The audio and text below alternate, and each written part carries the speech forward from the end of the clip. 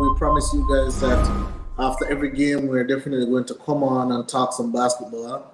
Obviously, last night, we weren't able to do so because of some technical difficulties with where I was. But we are back here tonight. Warriors tied up the series 1-1. I said that, for full disclosure, before I let anybody else talk. How you doing, Gary? Man, good. All right. Yeah, So good. before I let Gary come in, I said that, hey, my heart was telling me Boston, and if Boston win, it's going to be a sweep. But I think Boston started well, but them just never have enough guess. But with that being said, I'm going to let Gary come on and talk. And I know he's a big. It depends on who is playing, right? Because one time he's a Milwaukee fan, now he's a big Golden State fan. Next year he might be a Timberwolves fan. So go ahead, Gary. I want you to tell me what you thought about the game itself. Has this swayed your mind about the series? Who's going to win the series? And did you see any particular adjustments from Golden State? All right. Game two was very interesting. Boston started off, pretty well. I thought they were going to continue on their prowess because Jalen Brown came out right off the bat, hit his first 5 shot. He was scorching. In the first half, however, Boston turned the ball over a lot, and I noticed that's they have a major problem in that department. They turn over the ball a lot. I think by halftime they had 11 turnovers that accounted for 18 points from Golden State Warriors. But the point they kept the game close. It was 2 points at halftime, and reason being, I think they were shooting the ball very well from three. Because I think they had 10 of 19 from three. That's about 52%. And that allowed them to keep themselves in the game, even though Golden State, got a lot of points off turnovers and were, hitting some quick transition, hitting them on the transition on the break. Second half, where I thought the game went away from Boston is that Golden State really turned up their defensive intensity. I thought in the second half, especially with the 3-point defense, their 3-point transition defense, they closed out a little bit better on the switches and all of that, and it put the 3-point shooters in more contested scenarios where it kind of gave them a little bit of a challenge, and I think they weren't hitting the threes as well in the second half.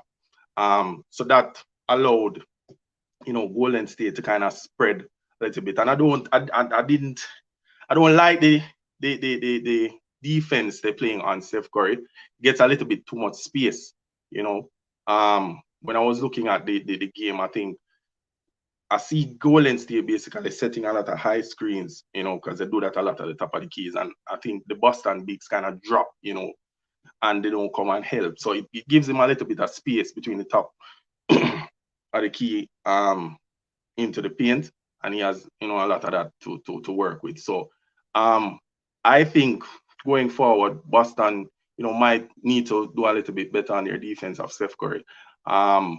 And I think going back at home, I'm more concerned about their home performance because so far in the playoffs they are 5-4. They seem to play better away from home because they have an 8-3 record away. So once they can minimize the turnovers, that I think is the key for them, minimizing their turnovers and keeping the same defensive intensity right throughout the game. All right. So I saw. Let me just switch a little bit from the game, Gary, because I saw a little graphic today where they're talking about Finals MVP ladder. They start talking about that already. Steph Curry is number 1. Jordan Poole is number 2. Will only play 1 good quarter in 2 games. Looney is number 3. Tatum is 4. And Jalen Brown is 5. With that being said, Gary looking good tonight. I know what it is. It's the jersey. Lemon, big Germany girl one. So Gary, when you look at that MVP ladder, Do you think that?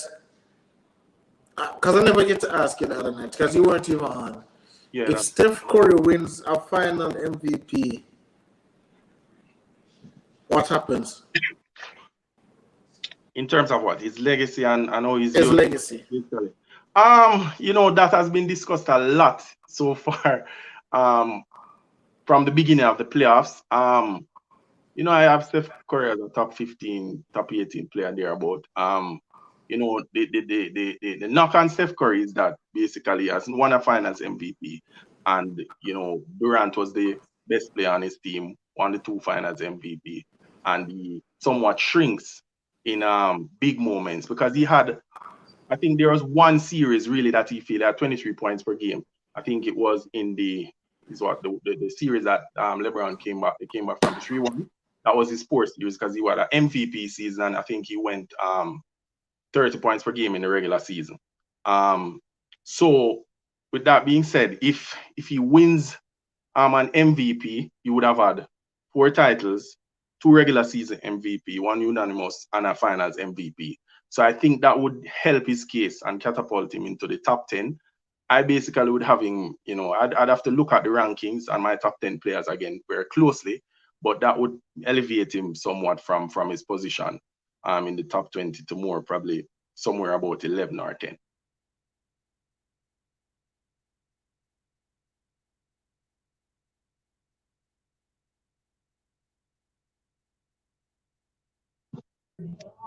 Continue to Bangir. Let's talk for one. I wasn't seeing anybody, so I didn't No man, know the show was still Kim's live. connection kind of Okay, shaky man. no Can jump problem. out, jump All in right, back. all right. So Kim's has left the show. So all right. Continuing on what I was saying, I believe that winning a Finals MVP would basically catapult Steph Curry into the top 10 discussion. I would have to look back closely at my rankings to see exactly if he would be 11, 10, 9 thereabout. But it would help his case because I was seeing a graphic earlier today. Would have been in a handful of players, I think about 5 or 6 players, including Tim Duncan, Michael Jordan, Kareem Abdul-Jabbar, Magic Johnson, I think Larry Bird, probably 5 or 6 players who would have had multiple MVPs, regular season MVPs, a finals MVP, and also regular season MVP, finals MVPs, and at least 4 titles. So my question is, so I was backstage. You were hearing me, James? I was backstage while you were talking, right? Yeah. So I think I kind of want to know, why does he need an MVP to be in the top 10? Why does he need a finals MVP to be in the top 10? Shouldn't we? Because I believe that the finals. Listen, Steph Curry is not my favorite player by no stretch of I know that. We know it. However, I think the dude is a great player, but I think we do too much. We try to do too much optics and be like, oh, he needs this and he needs. Listen, LeBron James never win a defensive player of the year. They gave it to Mark Gasol the year when LeBron should have won, and Mark Gasol never make first team all defense. He made second team all defense, and he won defensive player of the year. How that makes sense, right? Same thing with Golden State in 2015. Steph Curry was clearly the Finals MVP, but I can't understand that either. They gave it to Andre Iguodala because they said Andre Iguodala locked down LeBron. Change the series, yeah. I think that was the notion or the argument. But I don't know how him locked down LeBron, who averaged a triple-double, 35 points, triple-double. I don't know what kind of luck him he changed the series because it was like 2-1 going back to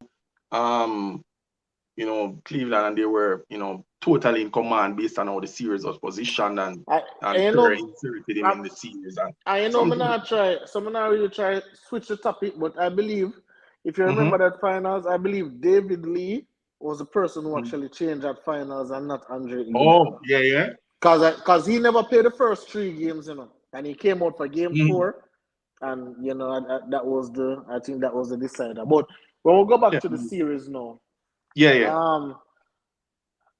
I'm looking at Boston, Gary, and I'm saying great defensive team, but offensively sloppy.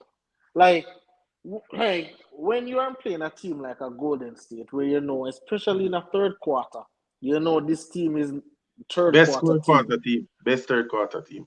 You were supposed to know, like I see Boston making some passes, and I'm wondering what kind of pass that. Let me see, Kevin Looney has stripped Jason Tatum. Like those things not supposed to happen. Like Steph it can Curry happen and in the in the paint and Al Arford make him look like a midget. You never see. I was when they like played. like Gary, like this is the finals. This is not the first round, right? Kems, awards and accomplishment help with greatness titles. No, Michelle, that is only for people who really and truly not understand the sport. Because if you are going to tell me that Steph Curry needs a final MVP to be placed in the top 10 and one of the best point guards ever, then that don't make no sense to me, I right? saw them discuss the ball still in a Kims. Yeah, but I but not personally, because I'm not supporting it, even though I'm making the argument and stating what is there. I don't really think it but Gary, all right, listen to this. Steph Curry is the first unanimous MVP. Zine? mm-hmm, The same change the game of basketball, right? Everybody wants to shoot threes now. He's a leading 3-point shooter, career average 25 plus points per game, right? And you are going to tell me when it's all said and done, let's say he loses title, and let's say him end his career with 3 rings and all those accolades. You're going to tell me that we're going to look back in history and say, hey, guess what? If he had that finals MVP, then that would propel him into the top 10. I just don't think it's a sensible argument to make. It's just like if I say, okay, if Lionel Messi got one more man of the match, then he would have been the greatest of all time. If Cristiano Ronaldo got one more, like I think these things are just simple things like what haters like me use when I'm having arguments against Steph Curry. But if we're having an objective basketball discussion, I think we must focus on the impact on the basketball game and also the numbers that the player have on in the basketball game. No, man, no, Michelle, man, not attack you, Michelle. I know you may attack. It's an argument from the here every argument. day, and people who are But getting Kims, millions and millions of dollars on TV are making these points. well, what I think they are doing relative to the players that would have been ranked higher is a matter of saying what they have vis-a-vis what Steph Curry has. I think that's what they are alluding to. But he's right up there for me, to be honest. Top 10 you have to really look at it. But he's an all-time. A lot of people would be even some people even rank Kevin Durant higher than Steph, but I wouldn't want to get into that. But Yeah, Kevin Durant is better than Steph Curry. Like that is no no, well, argument. That is zero argument. Kevin Durant is a better basketball player than Steph well, Curry. some people, a lot of persons have Steph higher though, but I wouldn't Uh, go. But we're not going into that. I don't care what a lot of people have. Listen, All right, you Kevin have it. Durant. I don't know. I know my view. Me know what. Can we start our next argument on the show? All right. So Gary, let me ask you. So Yeah, now yeah, we'll move on. We'll move on to game 3, right? And for the whole playoffs, Boston has never lost 2 games in a row, right? They've yeah. never lost True. 2 games in a Back row. to back. They're going Mm-hmm. back home, but home court is not nothing to write home about for Boston. They got a No. game 6 to close out against the Miami Heat. A wobbled Miami Heat, they couldn't do it. They play Milwaukee at home. They lost at home in Milwaukee, in Boston to Milwaukee without a Chris Middleton. Looking at this, you see Jordan Poole get him shooting boots on. Klay Thompson Mm-hmm. is still struggling. Mm-hmm. Draymond is going to be Draymond. True. Um, how do you see game 3 going? All right, game 3. I am, as you would have said, that Boston has never lost back-to-back games so far in the playoffs, but their record at home is 5-4. So, you can, as a Boston fan, you would be happy because you're saying, all right, it is likely for us to get the win because we're record or history would have shown that we would have won another game after a loss, but we're going back to play at home. That's what Boston fans are saying. So, it's the glass half empty, half full kind of thing, a positive and a negative. But I think Golden State would have been riding this momentum going into the Boston Garden. What I am looking for is the turnovers. I think Boston really has a problem so far in the whole entire playoffs because so I start the other day, Jason Tatum leads everybody in the playoffs with 83 turnovers. Next closest is Jalen Brown with 60. So the two best players on the Boston team have a total of 143 turnovers between them. That is very poor. That is not good. So I really expect them to, be a bit more careful. As I said, they are very sloppy. Jason Tatum penetrates, he drives to the basket, and sometimes last minute, should I pass, should I shoot? The paint is crowded.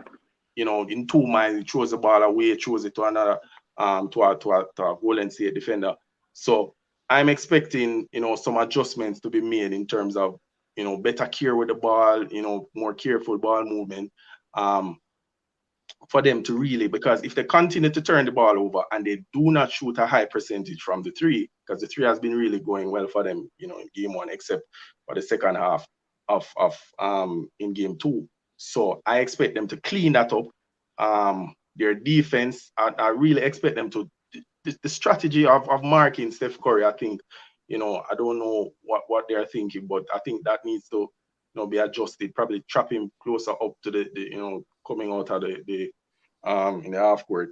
Put a bit more pressure on him. Clay hasn't gotten off in this series so far. I think there's only 3 games so far in this. The entire playoff series is scored 20, I think, or more. He was very poor. 1 of 8 up to the third quarter. I saw Steve Curry leaving him in the game because I think he wants to get his confidence. So he's due for a big game. Wiggins, Jordan Poole had a good second half. So Golden State will feel confident in that. Listen, we managed to blow you out, right? In game 2. And Clay wasn't playing well. Jordan Poole, played well in the second half. But, offensively, the team, they're not clicking. So they will have the confidence. But I'm looking for that adjustment from Boston in terms of their ball possession and working on the turnovers, while I expect Golden State, to continue doing what they do, especially, keeping the momentum going, especially in the third quarter. But in game 3, I don't know. I'm looking at a bounce back. Let me not say a bounce back. To be honest, I'm expecting Golden State to win game 3 and Boston to win game 4. Might be a split going back to Golden State. So you have Golden State winning tomorrow. Yeah, I would favor them tomorrow, right now at the moment. But there will definitely be a split. One hour going back to Golden State. So I have Boston winning tomorrow by about 25 points. All right. And this is not. How you see them doing that, Kims? Listen, if Jason Tatum, if them continue to turn the ball over, whereas Jason Tatum is not. I don't think they're going to. So what I think, right? And this is solely my opinion. So please, guys, don't kill me for my opinion. Mm-hmm. But I believe Boston. Actually, I think Boston did what I didn't want them to do. They already won game 1. So for game 2, it was just a free game for them. They play very free, very relaxed, all that kind of stuff. So game 3, I think that the coach will watch film, obviously, let them know that they can't turn over the ball, make that adjustment. But I think the bust up with Draymond Green and Al Horford and Jalen Brown and all them people, I think that will give Boston a little bit more edge. So don't want to quote unquote lose the series. Because I think if we're being honest, I believe, Michelle, the Memphis Grizzlies beat Golden State by about 50 points without Ja Morant. So why Boston can't beat them by 25? Why do you think that's a biased take? Like, these are things that have happened. But so yeah, Gary. So when I look at that, Gary, I'm saying I think Boston will come out obviously with a sense of urgency with TD Garden crowd all behind them. And I think they're going to shoot lights out. I don't think Al Horford, Marcus Smart will average 2 points between them. Because they only average 2 points in game in game 2. So obviously Jason Tatum came to the party, but he needs to play better offensively, and they obviously need to take care of the basketball. Right? They can't have a team. So you think they will win Wednesday, and win Friday or it will be a split? What your Well, for the well, we're going to have another show oh, before after that. game All three, right. so I don't want You to. don't want to call it yet. All right. So why is that the bus stop cannot galvanize Golden State Warriors to send another dagger to Celtics heart? Because Golden State won't have the crowd behind them, and if you notice, how Golden State play at home versus on the road is a total contrast, right? But And Boston you can point Kings, but you also have to look at Boston at home because they have not really done well. So we can look at yeah, it. yeah, yeah, yeah. I mean, they're So 5-4, but what is Golden State record on the road?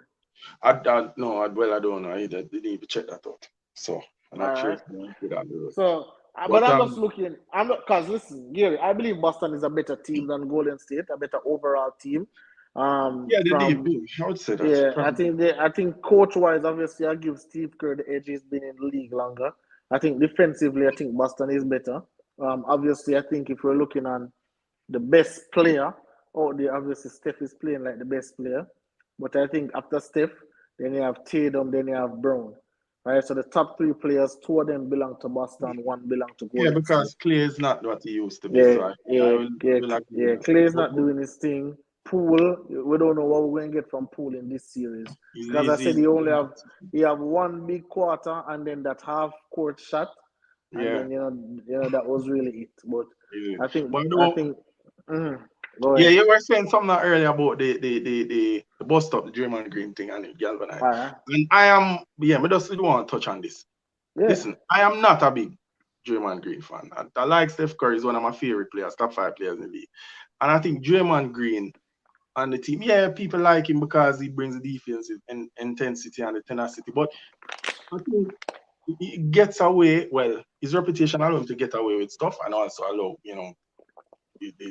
he's punished for it. So it's a plus and a minus as well. But when I look at his antics and what I heard, I was listening to some of the shows and I saw him and the technical that he got, I thought basically him for the rest of the game, he kind of gave him a little bit of a license because here what persons are saying, you're not going through him out the game for something, minimal like that, pushing Jalen Brown in the back kind of jam. It's like a ticky-tacky thing. But I'm saying that he needs to be careful because going back to Boston, you know, pushing the refs to the brink because he rides that line, and just toes it. I think, a lot of these little cheeky stuff and these little, under table thing. I really don't like his style of how he plays. No, but heartbeat, yeah, but some little things, him do some Rodman-esque things where like it's very unnecessary to me personally, because you expect those things. And I've heard that Draymond Green is the heartbeat of the team and whatever. And I wouldn't say back in the day, Rodman was in the heartbeat of the 96 Bulls team. For a guy that is the heartbeat of the team, playing like a little fringe player that is coming off the bench. Some little cheeky stuff I expect that from Rodman. I mean, I don't like the antics that he does. A lot of it is unnecessary. Well, Personally, what I'll say, Gary, is that clearly it seems that the antics that Draymond does, it propels him, right? So, as a player, when you are not as quote unquote gifted, you have to yeah, find little things that push you in order to be great, that is that true. get the greatness out of you. And, that is how Draymond Green has played from he was at freaking Michigan, I right? know they will say that they cost probably, and I've heard the argument that cost them one of the titles that they should have Or won. in 2016. Yeah, when he And was again, suspended. So and again, people can always point to that. Again, I think those things are optics because at the end of the day, Golden State still had two more games to play to win, right? And they had their game 7 in their building at their house. So we can, yeah, well, I believe as people, we always try to point to something. mm-hmm. Oh, because he gets suspended, that's why Golden State lose the series. No, I can say okay because he got suspended, why Golden State probably lost the game, but Yeah, losing the but not clear. series, Yeah, I wouldn't say that. yeah, I hear that argument being used, but I don't know if it's true. So let me. Your chip out, Kim.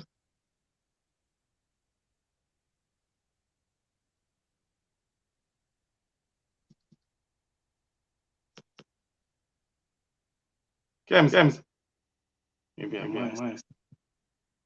You hear me? Levon? brother. I was echoing a while ago. I never hear Kems either. Yeah, hear me good? Yeah, No? can Yes, Levon?